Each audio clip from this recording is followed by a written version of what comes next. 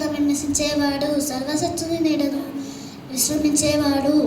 ఆయన నా ఆశయము, నా కోట, నేను నమ్ముకున్న నా దేవుడు అని నేను యెహోవాని కూర్చి చెప్పుచున్నాను.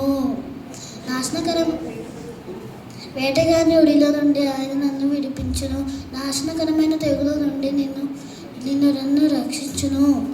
ఆయన తన రెక్కల కింద నీకు ఆయనను కప్పును. ఆయన రెక్కల కింద నీకు ఆశయము కలుగును. ఆయన సత్యము కేడును డాలునై ఉన్నది.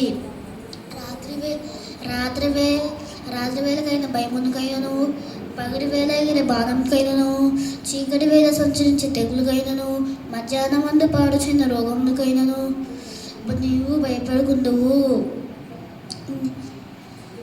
నీ ప్రక్కను 1000 మంది పడినను, నీ కుడి ప్రక్కను 10,000 మంది కూలినను, నీవు అపాయము నీ అద్దెకు రాదు. నీ కనులారా చూచుచుండగా నాకు ప్రతిఫలము కలుగును. యెహోవా నీవే నా ఆశయము అని నీవు మహోన్నతుని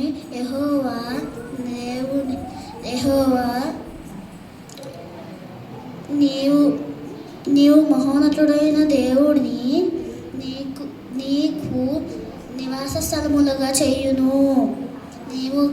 నీకు అపాయము ఏమీ రాదు.